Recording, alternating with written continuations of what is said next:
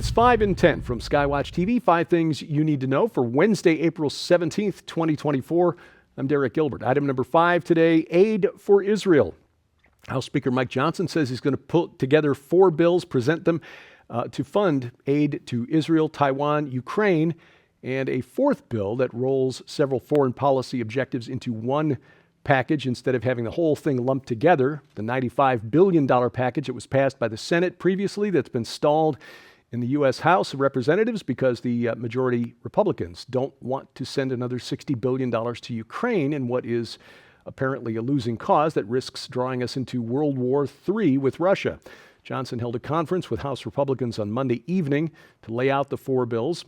Johnson's facing renewed pressure from the White House to end this months-long stalemate over that $95 billion package. On Sunday, President Biden spoke with Johnson, House Majority Leader Chuck Schumer, Minority Leader Mitch McConnell, and House Democrat Leader Hakeem Jeffries, just to try to get them off the schneid and get things moving again. The White House reiterating on Monday that President Biden will not accept a standalone funding bill for aid to Israel. Wanting to tie it to Ukraine, for some reason, Biden is all in on continuing the carnage in Ukraine, hoping that House Republicans will be so eager to send money to Israel that Ukraine will get the $60 billion he wants to send them as well. Topic number 4, stop the world. Monday, Golden Gate Bridge in San Francisco shut down for hours by demonstrators protesting the war in Gaza. This is part of a larger movement across the world. A group called A15 Action, April 15th, the date Monday, calling for coordinating a multi-city blockade in solidarity with Palestine. Who funded it? Those are pretty big signs. Those aren't cheap. And why did police allow the roadway, the Golden Gate Bridge, to be shut down for hours? Statistically speaking, you would assume that somebody stuck in traffic there had someplace very important to get to, perhaps a medical appointment, perhaps crucial deliveries of medicines that were needed to be referred, whatever. And yet they were allowed to do so, as were roads in Philadelphia, the main highway leading into Chicago's O'Hare International Airport. Some people having to park their cars and run on foot to get to the airport to make their flights. Why police allow this is beyond me. Well, no, it's not really. Not when you consider principalities and powers. Somehow I have a suspicion that if I were to step onto I-44 at Springfield with a big Israeli flag, I wouldn't be there very long before police pulled me in. Topic number 3, NSA on the web, or should I say the NSA owns the web. House whistleblower, NSA whistleblower that is, Edward Snowden, warning that the United States National Security Agency, the NSA, is just days away, or could be anyway, from essentially taking over the internet. He pointed to an April 16th post on X, a thread posted by Elizabeth Goitein, co-director of the Liberty and National Security Program at the Brennan Center for Justice, warning that a new bill in Congress could see the U.S. government surveillance apparatus expand its powers to heretofore unseen levels. We are living in a virtual panopticon. That was the modern type of prison developed in the late 18th century by philosopher Jeremy Bentham, where guards in a central tower could look into all of the cells, and the prisoners never knew when they were being witnessed. They only knew that they could be watched or surveilled at any time, and so they tended to self-correct their behavior. That's kind of what we're living in right now with the internet. Currently, the NSA can force internet service providers like Google, Microsoft, Verizon to turn over user data without letting the users know that their data has been turned over to the NSA. However, Goitein claims that through an innocuous change to the definition of electronic communications surveillance provider in the FISA, the Foreign Intelligence Surveillance Act, Section 702, the U.S. government could go way beyond this and force nearly every company that provides any internet-related service to help the NSA spy on you. This would mean businesses that provide free Wi-Fi, like your dentist's office, like the airport, like barbershop, a laundromat, a restaurant, fitness center, any place where you got public Wi-Fi, the NSA could come in and say, we want to know who was on the internet and get us all of the user information, the specific identifiers for the devices, where they, what websites they visited, and so on. This basically Oh, by the way, these providers would be prohibited from sharing what was given over to the NSA because of gag order penalties that are defined in the bill. The bottom line here is this: whether FISA Section 702 passes as written or not, and it did pass the House of Representatives by one vote last week, by the way, House Speaker Mike Johnson casting the deciding vote, we are living in a post-privacy world, a virtual panopticon. Just govern your activities online accordingly. Topic number 2, how to be a man. This question derives from a story that's been floating around the web since the weekend. Mark Driscoll, pastor of a church in Phoenix, who is no stranger to controversy, kind of stepped in it again over the weekend. Back in 2014, Driscoll resigned as a church that he founded in Seattle, Mars Hill Church. He'd been accused of abusing his spiritual authority. That was a big deal at the time. Driscoll was also a founding council member of the Gospel Coalition and the co-founder of the church planting network called Acts 29. Well, over the weekend, he was a featured speaker at the Stronger Men's Conference held at Great Southern Bank Arena in Springfield, Missouri. This is sponsored by James River Church, a mega church in Springfield. Before Driscoll spoke, an entertainer hired to perform for the crowd had done a circus-like act. He's billed as the world's greatest sword swallower, and he used, as you can see there, the pole as part of his routine. He did some acrobatic things on the pole with the sword down his esophagus. Driscoll, when he got up, pointed out that this was like a stripper pole, and he called it an Asherah pole. And to be truthful, this young man at one point in his life was a male stripper in Las Vegas. So Driscoll deviated from his planned message, got down on one knee, took off his cap, and said he rebuked the Jezebel spirit that was present at the conference, that had opened the conference. Even before the word of God was spoken, the Jezebel spirit is present here. He was interrupted by James River Church's lead pastor, John Lindell, who said that Driscoll was out of line and asked him to leave. Lindell, now I watched the video, appeared to be upset that Driscoll didn't speak to him privately before addressing the arena. He cited Matthew 18, and this is the direction given by Jesus. If your brother sins against you, go and tell him his fault between you and him alone. And then goes on, if the person won't listen, then bring 2 or 3 others so that your testimony can be confirmed. If he won't listen to you, then tell the church, and so on. Driscoll, according to Lindell, skipped right to the end and told the church before speaking to him privately.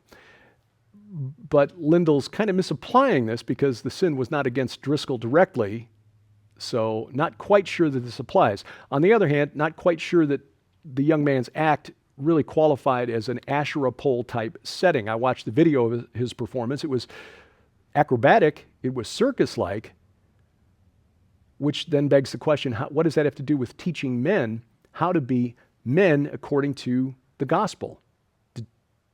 To pick up our cross and follow Christ daily, to love our wives as Christ loved the church. Not sure how. At last year's Stronger Men's Conference, they brought in a battle tank. Literally a battle tank into the arena with jets of flame in the air and loud rock music, and the tank rolled over and crushed a bunch of cars. Pretty spectacular, high testosterone level, but again, circus-like, not really scriptural. Now, I recognize that we at Skywatch TV are often criticized for perhaps some of the showmanship that goes into the trailers for the books and DVDs that we produce. I get that, but we try always to bring the focus back to Christ and Him crucified. Christ crucified, risen, and coming again. Not quite sure that that was what was in view over the weekend in Springfield, Missouri. Coming up, trans archaeology. Yes, the UK government funding somebody who claims they're researching trans archaeology. I'll explain next on 5 and 10. We want to make sure that you know how you can get your copy of this incredible new book in the Summoning the Demon Super Collection. This amazing collection includes Dr. Thomas Horn's final book, Summoning the Demon, Artificial Intelligence and the Image of the Beast, that reveals how tech singularity will bring an all-powerful artificial mind to life. the trigger event that will make 666, the mark of the beast, mandatory overnight. What the future of a marked society will look like. The new face of transhuman supernatural warfare and how Christians must prepare for what is coming. But this incredible collection also includes, for a limited time, the brand new Dr. Thomas Horn Definitive Skywatch TV collection. This unimaginable and historical TV anthology is valued at $99.95 all by itself. It contains a total of 96 episodes, over 45 hours of content on 8 DVDs, and is not available anywhere else or online, and includes classic series like Zenith 2016, The Milieu, Belly of the Beast, Saboteurs, The Wormwood Prophecy, The Messenger, Zeitgeist 2025, Legion, and more. But we're still not finished. You'll also receive Trajectory, Tracking the Approaching Tribulation Storm. This unprecedented masterpiece by legendary authors Dr. Thomas Horn, Terry James, Tim Moore, and others provides in-depth analysis of emerging topics like pandemic tidal waves, catastrophic weather changes, Mideast malevolence, and so much more. This unprecedented collection, sold separately, holds a retail value of over $140. Yours now for your donation of only $39.99 plus shipping and handling. So don't delay. You can scan the QR code on your screen right now using the camera app on your phone for instant access to this special collection. You can also visit us at skywatchtvstore.com or call 1-844-750-4985 and ask for the Summoning the Demon Super Collection now. Item number 1 today, what is trans archaeology? Steve Watson at modernity.news reports a Conservative member of Parliament in the UK is calling for a review of government higher education funding after it came out that taxpayer money is being spent on, shall we say, frivolous university courses, including one PhD researcher who has chosen to explore transphobic invocations of archaeology. Transphobic invocations of archaeology. The Telegraph in the UK reporting that a student at the University of York being given more than £18,000 per year, that's about $22.5 in US dollars, by the Arts and Humanities Research Council to do detailed research and present papers, including one titled, Bones Don't Care About Your Feelings, Challenging Transphobic Invocations of Archaeology in Social Media.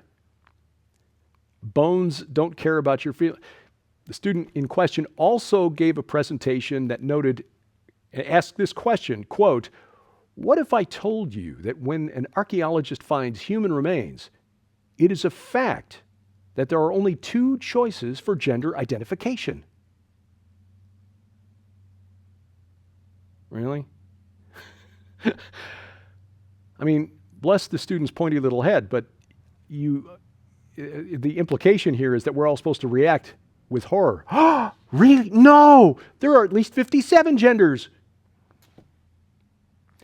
UK government paying for this kind of research, and it's no wonder that Conservative MPs are wanting to find out why taxpayer money is being spent on such things.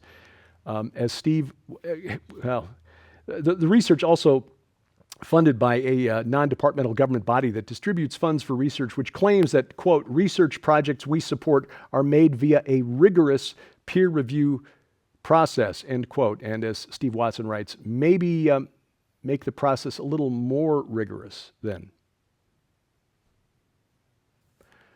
Skywatch TV's virtual conference, Countering the Darkness, still on. Still get 90 days access to 24 presentations, plus as a free bonus, all 6 feature-length Skywatch Films documentaries.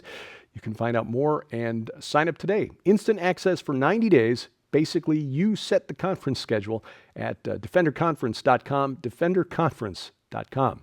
This week on Skywatch TV, we are talking about artificial intelligence and the control it has over our lives. We may not be aware of it, but everything from logistics to, well, military targeting solutions are being delegated to AIs. What happens when the AI determines that the real problem with planet Earth are all these humans? Summoning the Demon is the new book The Last Book by Tom Horn, co-authored with Allie Anderson and Joe Artis Horn. Our programs are always available at skywatchtv.com. It's being broadcast across the country on various Christian networks. You can check the broadcast schedule at skywatchtv.com/channels. Watch it right now at Roku or Apple TV. If you've got the Skywatch TV channel for your set-top box, you can catch it at rumble.com/skywatchtv, or better yet, get our free mobile app, which brings all of our video content right into your smartphone or tablet, whether it's iOS, Android, or Amazon Kindle Fire. We've got also an app coming for Fire TV very soon. Keep your eyes out for that. Links to these app stores always at skywatchtv.com/app. Thank you for watching as we keep watch. I'm Derek Gilbert, and this is 5 in 10 from Skywatch TV.